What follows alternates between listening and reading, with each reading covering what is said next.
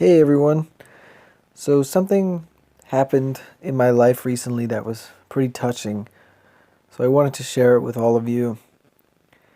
About 2 weeks ago, I was with a friend of mine and my wife and I were having dinner over her house, and we were talking, and this particular friend, she was in a bad accident a couple years back where some of her closest friends were actually killed in the accident. And I've always admired her strength and her ability to continue living with positivity.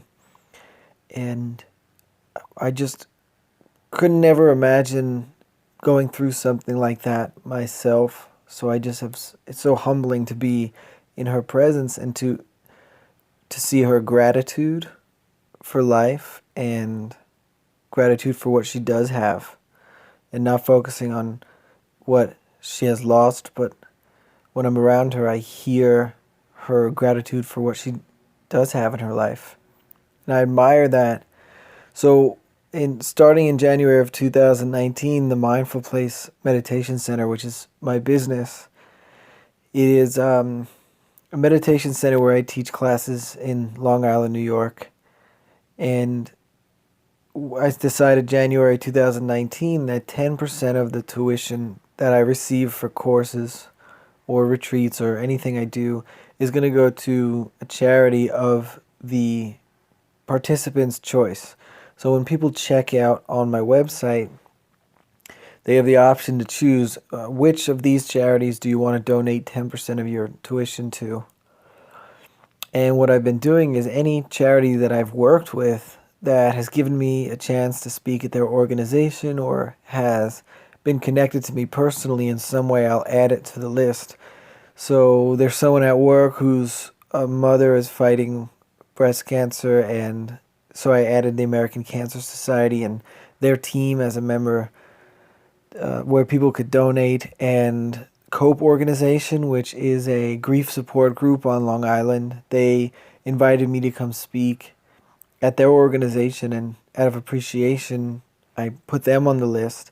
But when I was with my friend 2 weeks ago, I thought that there might have been an organization or a charity that was started as a result of this accident, where some people had lost their lives and some people had lost children, friends.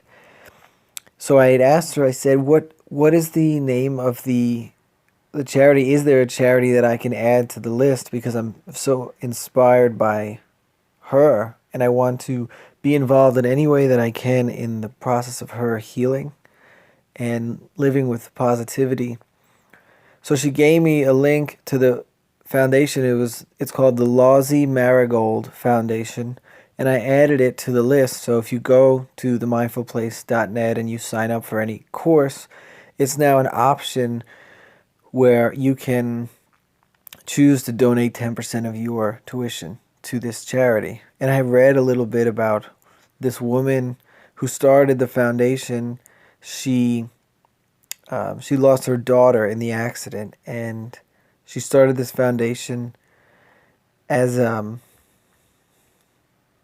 as a way to honor her daughter.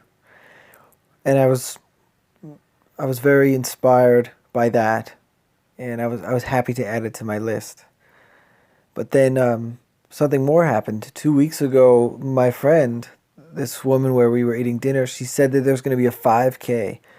There's going to be a 5K. It's called Running for Our Angels, to support those who have lost individuals in that accident, and to honor and celebrate the lives of those girls who passed away in that accident. So my wife and I agreed to go to the 5K, and I hadn't run, so I decided to walk it. And at the end, it took me, I think, 56 minutes to walk it, a little bit out of shape. But at the end, there was a woman standing at the finish line, and she hugged everyone that crossed the finish line before me She hugged my wife, she hugged me, and everyone that came in after me, and she said, "Thank you for running for my angel." So at that point, I had assumed this was one of the mothers who had lost a daughter in the accident.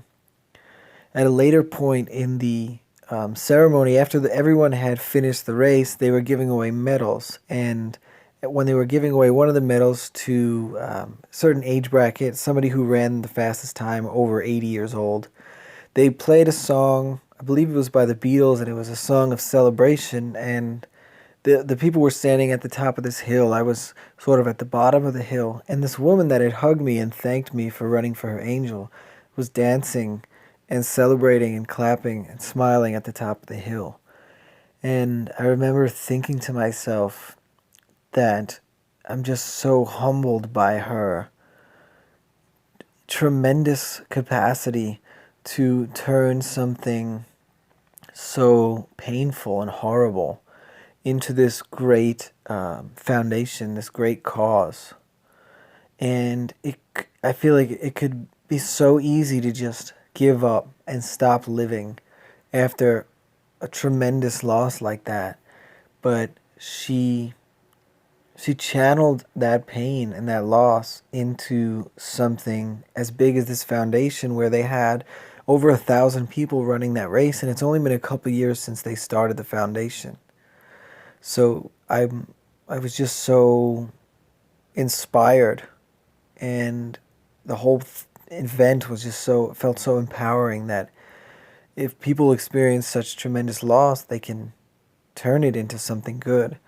So I found out at a later time when I texted my friend. I said, "Who was that woman that gave me a hug and thanked me for running for her angel?" And she said, "That's the woman who started the foundation, the Lossie Marigold Foundation that you had added to your list of charities." So for me, it was a serendipitous moment of like, I had already added this foundation to my list of charities, and then a week later, this woman gave me a hug that was a very powerful hug for me. It was just an inspiring and very touching to receive that hug. So I found out her email from my friend, and I sent her this email, and I wanted to share it with you. I said, "Hey, my name is James, and I am a friend of the girl that I had mentioned. I was with her last weekend, and we were talking about my business. I run a meditation center, and I donate 10%. So last weekend, I added the Lossie Marigold Foundation to my list of charities that clients can choose to donate to." And then a new paragraph. "Then my wife and I walked the 5K yesterday to support our friend. And there was a woman standing at the finish line who hugged us both and thanked us for running for her angel. Later, when they were handing out medals, they were playing music. I saw that woman dancing and celebrating. Her resilience inspired me. Her ability to channel her pain of loss into something positive was humbling. And when I texted my friend this morning and made the connection that you were that woman, and you were the one who founded the Lossie Marigold Foundation, which I had just added to my list of charities last week. And I continued to tell her about my podcast and ask her if I could share the story. And she responded by saying, 'James, what a beautiful email. It brought tears to my eyes. You are so kind for adding our foundation to your list. It was a very heartwarming story.' It was very heartwarming to see how many people embrace and support the foundation. I also want to thank you for your thoughtfulness to put this story on your podcast. I certainly do not mind at all. My strength comes from people like you that just want to do good things for others. What inspires me are the people who take time out of their busy schedules to support us, whether with prayers, donations, or a simple text. I thank you and your wife for your support by running for our angels, and applaud the good you do for others. Have a great day, and remember, hugs are free." So, I'm a little choked up just reading it. It's really what's the most powerful thing about this for me is her strength and her ability to dig deep in the midst of a terrible loss and find some good in it. and share that with other people. So I think it's a lesson to any of us. We've all had losses in different capacities.